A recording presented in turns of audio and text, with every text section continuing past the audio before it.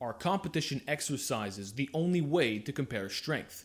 Many individuals would say yes. However, I beg to differ. In this video, I will provide a deep analysis regarding the comparison of strength in unconventional exercises. I will make the case that specificity of training is of utmost importance when comparing any type of strength endeavor. Whether it is related to lifting or not, this is what counts. So first of all, when an individual exclaims that an exercise is worthless if it is not part of competition, he is neglecting the very law of specificity of training, which states that you must practice whatever you wish to get better at. So if you desire to increase your bench press, well, you must utilize the bench press and all the variations that it entails. Performing something like a bicep curl will not carry over to the bench press directly. So specificity of training involves many factors, certainly related to exercise selection, movement patterns, joint angle specificity, etc. Now, when someone says that you must perform a competition exercise, otherwise your lift is rendered as worthless, it suggests that specificity of training is not a real thing. And I will explain why this is the case. You see, specificity of training applies to anything. It applies to boxing, tennis, kung fu, basketball, hockey, football, powerlifting, strongman, any sport, any exercise. It even includes bicep curls for your information. So that means, folks, that you will get better at whatever you decide to train. This is irrespective of any type of competition, although you might be participating in a given sport. What I'm trying to say is that specificity of training is not attached to one given exercise. It is a universal principle that reigns true for any type of activity. A sprinter must train like a sprinter. A boxer must train like a boxer. You must practice certain exercises to get better at them. Now, this means it also applies to unconventional lifts. Therefore, if you ask the lifter who trains for unconventional lifts to practice a conventional lift, his performance will be subpar. Why? Because of specificity of training. And this is not to suggest that the unconventional training system does not work. Rather, it is simply suggesting that if you want to get better at unconventional training, then you must actually practice the unconventional lifts. You must train in an unconventional fashion. And likewise, if you wish to become better at competition exercises, well, you must practice those exercises. So why do people continue to ridicule unconventional training when it all comes down to specificity of training in the first place? It is the equivalent of asking a competitive arm wrestler to do a full range of motion barbell curl. And if his performance is suboptimal, then he will get ridiculed for it, when his sport does not even require full range of motion in the first place. In fact, many arm wrestlers utilize partial repetitions on a major scale. They are constantly doing half reps because it is part of their sport. It is also the same as saying that a raw powerlifter should compete against multiply powerlifters. Obviously, there will be a large discrepancy in strength. This has everything to do with specificity of training. Now, when someone tries to come into my comment section and say, Alex, you must perform a conventional exercise. Just stop with all this unconventional stuff. Let me see you do a conventional deadlift. Let me see you do a barbell back squat. I simply have to laugh because I do not train those exercises. And as a recreational lifter, there are no such rules. There are zero requirements to do the big three. I may choose to do them out of my own will, but there are no requirements. It is not mandatory to do a conventional deadlift. I can easily do a block pull and get stronger at that, and I will never have problems.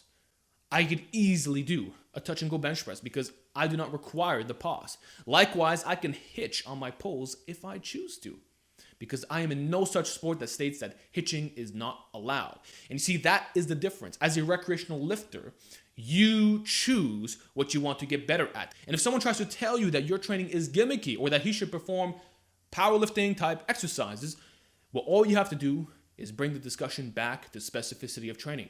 Because ultimately, this is what divides all sport. You see, if a powerlifter uses the argument on a recreational lifter that he must perform the big three, Then a strongman must use the same argument on the powerlifter. Ask the powerlifter to perform a log press. Ask the powerlifter to do a tire deadlift. Ask the powerlifter to perform strongman-related exercises. In most cases, the performance will be subpar. Ask the powerlifter to compete in a boxing ring, to punch a bag, to kick a bag. The performance will be subpar due to, you guessed it, specificity of training. So next time someone comes over to my comment section and says, Alex, you're going to do a conventional lift, let's flip the script around. How about you do what I'm doing? You see, the comparison of strength is not just related to the big three. You want to compare your strength to me? Then do so. There is no one stopping you from getting in a rack and performing a rack pull. There's no one stopping you whatsoever. There's no one stopping you from doing a 1 rep max slingshot bench press. There's no one stopping you from doing a band plus chain 1 rep max bench press. There's no one stopping you from doing a 225 pound weighted dip at 180 pounds body weight. There is no one stopping you in doing a 145 pound full range of motion dead hang weighted chin up at 180 pounds. There is no one stopping you from performing a rack pull above the knee. If you wish to compare our strengths directly in what I actually train, then it's time that you enter my territory. No, it is not my job to enter the powerlifter's territory or the strongman competitor's territory. I lift for myself and 0 rules apply to me, and I get stronger what I wish to improve upon. So, you want to know, Alex, what is your real strength? Test it directly. Just do it. Do what I'm doing, and you will know with 100% accuracy where you stand. You'll get an instant response rather than me performing some conventional exercise that I never do, and then it makes yourself feel better. No.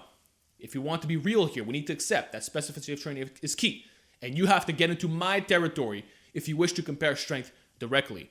And for those saying that these lifts have no merit in terms of comparison of strengths, well, how about we talk about the overhead press? Would you tell me that having a strong overhead press is not worthy of competition? Some people might say yes. But I would argue that in the Olympics, the overhead press used to be a competition lift and was thoroughly tested. However, it was banned due to people using a hip drive technique, which would allow them to use a lot more weight. Mark Ripto has discussed this in full detail, as well as Bill Starr, may he rest in peace. So the overhead press used to be a competition exercise.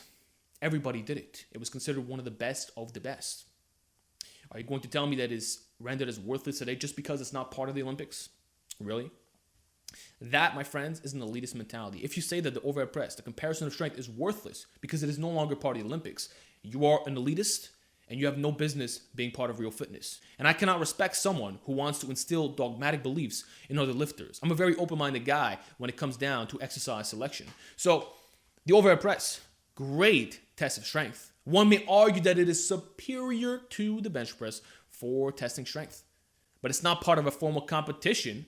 So does that mean that if you decide to take a year off benching just to overhead press, that it was worthless?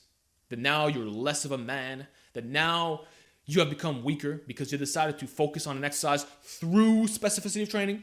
That was not the bench. See, folks, we need to be logical and analyze situations from every type of perspective. We need to stop relating discussions back to powerlifting exercises or exercises that are part of competition, period. As a recreational lifter, there is no barrier, there is no restriction, there are no rules, there are 0 regulations. All you have to do is manage yourself and ensure that you acquire the best strength and muscular development in the areas that you count while remaining injury-free in the process. If you can pull this off, then you, my friend, have succeeded.